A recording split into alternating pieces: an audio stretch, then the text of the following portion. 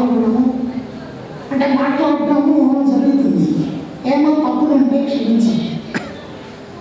ఇక్కడ మాస్టర్ గారు అంటే ఆయనతో కలిసినప్పటి నుంచి మా జీవితాన్ని ఎలాంటి మలుపు తిరిగారు అనే అనుభవంలో ఆయన ప్రేమతత్వము నేపథ్యంగా ఉన్నట్టుగా మాత్రమే నేను చెప్తున్నాను. ఫస్ట్ మాస్టర్ గారు ఏ కారణం వల్ల అయితే విజయనగరం నుంచి ఒంగోలు వెళ్ళిపోవడానికి కారణమయ్యారు. వాళ్ళతో నాకు చాలా సన్నిహిత సంబంధం ఉంది. ఆ కుటుంబంలో ప్లస్ మాస్టర్ గారితో చాలా సన్నిహిత సంబంధం ఉంది. కానీ మొట్టమొదటి నేను ఎట్లా చేయడం జరిగిందంటే నేను బాగా సిల్వర్ జూబ్లీ అప్లై చేశాను. చేస్తే అంటే నేటి మీద ఇక్కడ కాలేజీ చేయాలని అప్లై చేశాను. కొద్దిగా సీట్ పోయింది. దాంతో మొత్తం క్లోజ్ అయిపోయింది. లాస్ట్కి ఒక విద్యార్థుల్లో మాత్రమే ఛాన్స్ ఉంది అంటే బీకామ్. అంటే ఆ రకంగా నేను అక్కడికి పంపించుకున్నాను. సరే ఇక్కడ అయిపోయిన తర్వాత ఈ దామోదరు అంటే చనిపోయాడు కదా, వాళ్ళ పేరెంట్సే నా ఉద్దేశంపై మాస్టర్ గారికి పరిచయం చేశారు. అప్పటి వరకు నాకు భగవంతుడు అంటే ఏమో పండగలప్పుడు వాళ్ళ విస్తరణ పెట్టి వాటిలో అన్నం పెట్టేసి సాంబ్రాన్ని పడేసి దండం పెట్టుకోవడం అలా మాత్రమే తెలుసు. కానీ అసలు భగవద్గీత ఏంటి, అసలు ఎందుకు భగవంతుని సేవించాలి అనే విషయాన్ని కూడా ఆయన గొప్ప వలన నేను తర్వాత తెలుసుకోవడం జరిగింది. తర్వాత నాకు డిగ్రీలో అంటే సెకండ్ ఇయర్లో యాంటోనీ క్లియోపాట్రా డ్రామాకి వచ్చేవాడు. ఆయన డ్రామాకి వచ్చి అది చూస్తూ ఉంటే వాస్తవంగా పాత్రలు అక్కడికి వచ్చి స్టేజ్ మీద యాక్ట్ చేసినట్టుండే కానీ అదొక నాటకంలాగా ఆయన అంటే టీచింగ్ చేసినట్టుగా అనిపించేది కాదు. తర్వాత మాకు ఏ విషయమైనా సరే ఆయన ఇది చేయొద్దు మరి ఏమైనా బలహీనత ఉన్నాయనుకోండి అంటే వినోదించేవాడు కాదు. నాకు అప్పుడు సినిమా చూడడం ఎక్కువ ఆసక్తి ఉంది. కోటలో సినిమా హాల్ ఉంది కాబట్టి కోటలో సినిమా చూస్తున్నాను. ఆయన బళ్ళారు సత్యం అంటే నేను దేవుడు ఏం చెప్పొచ్చాను ఇద్దరు హాస్టల్ నుంచి పోయేవాళ్ళని రోజు సాయం ఆయన అనుసరణ ఉద్దేశంతో మన అంటే హాస్టల్లో వాళ్ళ తోటలో నుంచి కనిపించకుండా సరిగ్గా పోయేవాడు, సినిమా చూసి వచ్చేవాడు. మళ్ళా రోజు పాపం ఆయన కనీసం ఆ విషయం కూడా లేవనెత్తలేదు.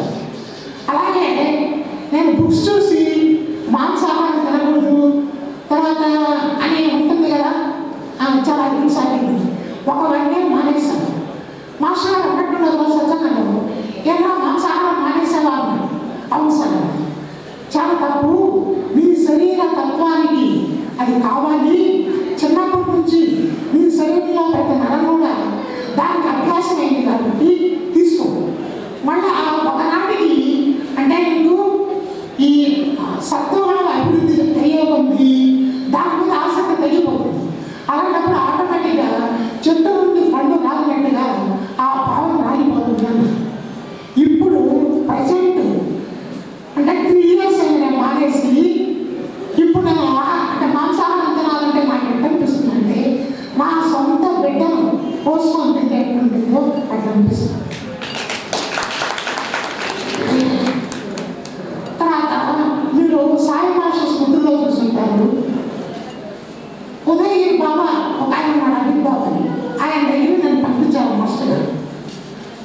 పంపించడానికి కారణం ఏంటంటే నాకు వెన్నుపూస రైట్ సైడ్ పెరిగింది.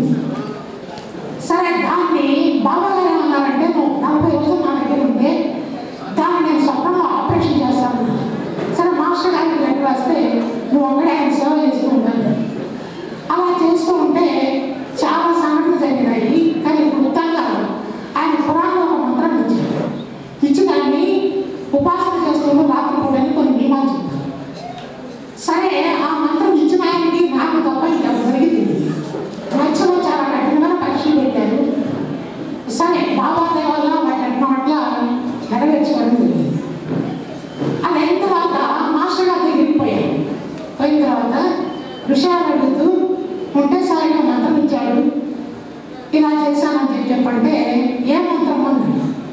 సార్ దయచేసి చెప్పకూడదన్నాడు ఆయన. అంటే నాకు కూడా చెప్పకూడదన్నారా అన్నాడు. నేనండి మీరు గురువు అయితే కావచ్చు, ఒక యోగి ఆజ్ఞ లేకుండా చెప్పే ధైర్యం నాకు లేదు అన్న. శభాష్ అని నవ్వి లోపల నుంచి పాత సిగరెట్ టైం తీసుకురామని చెప్పి పంపించాను. అంటే సత్సంగా ఆలోచించాను.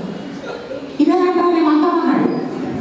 ఆ సిగరెట్ టైం చూపించి అంటే నేను అక్కడి నుంచి బయలుదేరేటప్పుడే ఆయన పలానా మంత్రం ఇస్తారని జపించమంటారని ముందుగానే రాసుకుంటున్నాను. ఇంకా ఎంత ప్రేమ అంటే ఆ మంత్రాన్ని గురించి పురాణంలో ఉండే మంత్రాలకి చాలా శక్తివంతమని, కానీ మనలో ఉండే బలహీనతను పోగొట్టుకోకుండా మంత్రోపాసన చేస్తే హిరణ్యకశిపుడికి, రావణాసుడికి, భస్మాసుడికి ఏ గతి పట్టిందో మనకు కూడా అదే పడుతుంది. అప్పటికి నాలో కోపము, కామము అనే రెండు బలహీనతలు ఉండేవి. వాటిని వెంటనే మంత్రాన్ని ఆఫ్ చేయి. లేకపోతే కొద్ది రోజులు చేస్తామంటే నువ్వు ఎవరినైతే అప్పగించుకుంటావో, ఎవరైతే చనిపోవాలనుకుంటావో వాళ్ళు విన్నప్పుడు తనకరాలు చచ్చిపోతారు. కాబట్టి వెంటనే ఆఫ్ చేసి హాయిగా భావనామం చేసుకో. నీకు ఏదైనా శక్తి వాళ్ళకు ఉంటాయి ఇస్తాడు, లేకపోతే లేదు. అది కూడా పరోపకారం కోసం అయితే, అంటే ఇతరులకు ఉపయోగపడుతుంది అనుకోండి. అప్పుడు అనిపించింది సరే నేను వెంటనే వదిలేశాను. మళ్ళా బాబా గారిని కలిసినప్పుడు వారు అడిగారు, ఏమైనా మంత్రం చేస్తున్నావని. లేదు స్వామి మా గురువు గారు వదిలిపెట్టేయమన్నాను. అలాగా అంటే చూడండి, అంటే మన సరైన మార్గంలో వాస్తవంగా ఒక హిందూ సాంప్రదాయంలో పోతున్న వ్యక్తికి పురాణంలో మంత్రాన్ని ఇవ్వకూడదు అని మాస్టర్ గారు చెప్పారు. మరి ఎందుకు ఇచ్చారు ఆయన అంటే ఆయన ఇష్టం ఆ మంత్రం. కాబట్టి ఆ ఇష్టాన్ని నామే దిద్దాను. కానీ దాని నుంచి పక్కకు తప్పించి అసలైన సాంప్రదాయంలో ఆ మాస్టర్ గారు తీసుకొచ్చారు. అది చాలా నేను కృతజ్ఞత కలిగి ఉంటాను. ఎందుకంటే పక్క మార్గంలో పోకుండా సరైన మార్గంలో వచ్చింది. తర్వాత ఒకరోజు నేను టీచర్గా పనిచేస్తున్నాను. ఒక టీచర్ ఉన్నాడు నర్సైంటి కావాలి. ఆయన మంచి నాస్తికుడు, కానీ అంటే చక్కటి నాలెడ్జ్ ఉంది, భగవంతుని నమ్మడు. ఒకరోజు నన్ను పట్టుకుని అడిగారు, రాజుగారు మీరు 30 సంవత్సరాల నుంచి బాగా సేవిస్తున్నారు, ప్రాక్టికల్గా మీరు పొందింది అంటే ఉద్యోగం వచ్చింది, తర్వాత జబ్బు తగ్గింది, అమ్మాయికి పెళ్ళయింది, ఇట్లాంటి సోది చెప్పద్దు. కరెక్ట్గా ఎక్స్పెరిమెంటల్గా ఎవరైనా ప్రయోగం చేసి తెలుసుకునేటట్టు అది అప్పుడు 5 నిమిషాలు బాగా స్మరించారు మనసులో. 2 విషయాలు గుర్తుకొచ్చాయి. ఒకటి ఏంటంటే సార్ నాకు బాగా మంచి బుద్ధిని ప్రసాదించాడు. భగవంతుడు కృష్ణుడు అవుతాడు, నా భక్తులకి ముందు బుద్ధి యోగాన్ని ఇస్తాడు. అంటే సక్రమంగా వాడు నన్ను సేవిస్తే అది ఎటువంటి బుద్ధి అంటే మన ప్రాణం పోతున్నా సరే ఇతరులకి మేలే చేస్తాం కానీ అపకారం చేయము. అప్పుడు అంటే కమ్యూనిస్టులు కూడా లాస్ట్కి వాడు ఏం చేస్తారంటే అందరికీ సహాయం చేస్తారు, కానీ అవతల వాళ్ళని ద్వేషిస్తారు, అవసరానికి అవతల వాడిని హత్య చేస్తారు. మనం ఆ పని చేయము. కానీ నాకు బాబా ఇచ్చిన మొట్టమొదటి సుగుణది. రెండోది కష్టాలు మీకు వస్తాయి, మాకు వస్తాయి, మాకు విపరీతంగా వస్తాయి. అయితే మీరేం చేస్తారంటే అవతల వాళ్ళ మీద నిడతారు, ఆత్మహత్యలను చేసుకుంటారు. మేము ఆ 2 పనులు చేయము. ఎందుకంటే బాబా కర్మ సిద్ధాంతాన్ని బోధించారు కాబట్టి, పూర్వజన్మలో చేసుకున్న దాన్ని ప్రతిఫలం నుంచి పనుకుంటాయి కాబట్టి మనము ఓర్చుకుంటాము. ఒకవేళ ఆ ఓర్పులో అవసరమైతే ఆయన్ని తిట్టుకుంటాము, ఆయన దగ్గర ఏడుస్తాము, అంతేగాని ఇంకొకరిని వేలెత్తి చూపించము.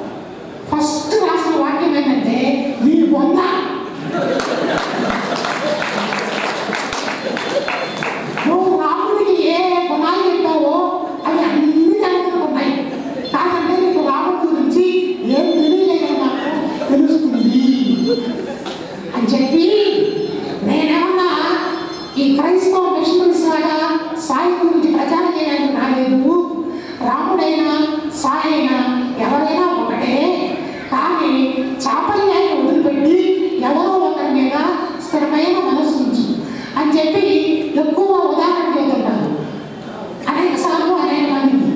ఒక అంటే 10 చోట్ల 10 20 అడుగులు దొరికే కంటే ఒక చోట ఒక 30 అడుగులు దొరికితే శ్రమ తక్కువ, ఫలితం వస్తుంది. కాబట్టి నీకు ఇష్టమైతే రాముని మీదనే పెట్టు, మళ్ళా పక్కకు మాత్రం రావాలి అని చెప్పి రామకృష్ణ పరమహంస కూడా ఉదాహరణ చెప్పి ఆయన కూడా మొదట దైవం మీద ప్రీతి కలిగింది కానీ గురువు మీద కలగలేదు, తర్వాత క్రమేణా మార్చడం జరిగింది. సరే, తర్వాత అనుభవం బాగా ఇచ్చిన తర్వాత చెప్పలేదు రాముడు నేను వేరు కదా చెప్పి ఆ తర్వాత బియ్యమే పట్టుకోవడం జరిగింది అనుకోండి. అంటే ఆయన చెప్పేది ఎలా ఉంటుందంటే నిక్కచ్చిగా ఉంటుంది. తర్వాత భగవద్గీత జనరల్గా అందరూ ఏం చెప్తారంటే భగవద్గీత చదవండి అని చెప్పి అంటారు. మాస్టర్ గారు నాకు ఏం చెప్పారంటే నువ్వేమన్నా అనుకోండి, ఒరే భగవద్గీత చదవద్దు. ఎందుకంటే భగవద్గీతలో ప్రతి సెంటెన్స్ కూడా ప్రతి పదం కూడా ఆచరించాల్సింది కానీ చదువుకోవాల్సింది కాదు. మన ఈ మధ్య మా స్కూల్లో భగవద్గీత పోటీలు పెట్టారు. మా టీచరు అడిగాడు, సార్ అది ఒక హిందూ ఒక మత గ్రంథం కదా, దాన్ని పోటీగా పెడుతున్నారు, తప్పు కదా. ఎవరు చెప్పారయ్యా, అది ప్యూర్ సైన్స్. అబ్దుల్ కలాం ఏం చెప్పాడంటే ఆయన ఒక్కటే మాట అన్నాడు, నేను ఇంత సైంటిస్ట్ని, ఇంత రాష్ట్రపతిని, ఇంత గొప్పవాడి కావడానికి భగవద్గీతలో ఒక శ్లోకం నాకు ఉపయోగపడింది, ఇంకా అంతకంటే మనం ఏం చెప్పాలి అన్నాడు. అంటే సైన్స్ పది దగ్గరగా ఉండేది భగవద్గీత అన్నాడు. అంటే నువ్వు నమ్ము చెప్పదు, నువ్వు విచారించు, ఆలోచించు, పరిశీలించు, నీకు ఇష్టమైతే నమ్ముతుంది. అంతేగాని మిగతా గ్రంథాలు చెప్పినట్టుగా చెప్పదు అని చెప్పి నేను మాట్లాడు. కాబట్టి ఆ విధంగా ఇప్పుడు సపోజ్ ఒక్క శ్లోకం ఉంది, తుల్యమైన సుందరమౌని అని, ఆ ఒక్కటి ఆచరిస్తే మన జీవితం సాధన అవుతుంది. కానీ ఆచరించగలమా? ఎవడైనా మనం పొగిడితే ఉబ్బిపోతాము, తిట్టిన వెంటనే వాడి లోపల బయటికి దూషించకపోయినా మనసులో వాడి పట్ల ద్వేషం కలుగుతుంది. అది తప్పు కదండి. కాబట్టి ఆచరించాల్సింది నువ్వు తెలిసిన కాడికి ఆచరించుకుంటూ పో అన్నారు ఆయన. అందుకోసమే వాస్తవంగా ఇప్పటివరకు స్టేజ్ నేను ఎందుకు ఎక్కలేదంటే ఏముంది, చెప్పిందే చెప్పుకుంటా ఉంటాము. కానీ ఆచరించుకుంటూ పోతుంటే మనం చూసి మనకు బాగుపడతారు కదా అనే ఉద్దేశంతో నేను ఇప్పటివరకు స్టేజ్ మీదకి రాలేదు. కానీ ఈ నిర్వాహకులు దాదాపు 10-15 సార్లు నాకు చేసి ఉంటారు పోదు. నేను ఎంత తప్పించుకున్నామనుకున్నా వీళ్ళని వదిలిపెట్టాను. అట్లా చేసి స్టేజ్ మీదకి రప్పించారు. కాబట్టి ఆయన ఏం చెబుతారో అది వినండి. తర్వాత కోపం తగ్గించుకోవడం. దామోదర విషయంలో మరి మాస్టర్ గారు నేను ఒక అంటే ఉదయగిరి నుంచి కావులో పోతున్నాను. మాస్టర్ గారు ఏం చెప్పేవారంటే, ఒరే నువ్వు ఆ కుటుంబంలో వాళ్ళకి చెబుతూ ఉండు, అక్కడ జరిగిన విషయాలు వాళ్ళు కొద్దిగా మారుతారేమో అంటారు. నేనేమో చెప్పి లాస్ట్కి అక్కడ వాళ్ళు అంటే ఒక్కటే విషయం చెప్పాను. అంటే అంతా చెప్పడానికి టైం లేదు కాబట్టి నేనేం చెప్పానంటే, అమ్మ వాళ్ళ అమ్మకి దామోదర అమ్మకి మనకి బాబా మీద అంతా ఇంట్లో పడుతుంది. మనం ఒక వ్యక్తికి అర్థాలు చేయాలంటే మనసు ఒకటి. 24 గంటలు బాబాను స్మరించే వ్యక్తి మీ కొడుకును మందు పెట్టి చంపుతారా? మీరు ఎట్లా నమ్మారు అన్నా. నువ్వు ఆ గంటకుడు గురించి సమర్థిస్తున్నావు కానీ నాకు చాలా బాధేసింది. అప్పటి నుంచి నేను కాకు ఈ విషయం మాస్టర్ గారితో చెప్పాను. సార్ మీరేమో వాళ్ళు చెప్పుకుంటారు, వాళ్ళేమో మిమ్మల్ని తింటారు, ఈ మధ్య నేను వినాలి కాబట్టి నా వల్ల కాదు. అది కాక మీరు దామోదర ఎందుకు దగ్గర తీయాలి? మీరు తీయబట్టే కదా మీకు ఇన్ని కష్టాలు వచ్చింది. అదే మీరు ముందుగా తెలుసు కాబట్టి మీకు అన్ని విషయాలు తీయకుంటే బాగుండేది కదా. అప్పుడు ఆయన మళ్ళీ నేనంత సీరియస్గా ఉన్నాను, ఆయన నవ్వుతూ అంటే తమాషగా దానికి ఎప్పుడు కూడా కోపం రాదు. అట్లా కాదులే, నువ్వు వాళ్ళకి సంగీతంగా ఉన్నావు కాబట్టి చూద్దామని చెప్పాను అని చెప్పి ఒక ఉదాహరణ చెప్పాడు. భస్మాసుడు తిరిగి తన ఎత్తున చేతులు పెడతానని శివుడికి తెలియదా? మరి వరపెట్టించాడు అని నాకే వేశాడు క్వశ్చన్. అట్లా దామోదరం వల్ల కష్టాలు వస్తాయని నాకు తెలిసినప్పటికీ వాడి దగ్గరికి చాలా తీసి వాడు చేసి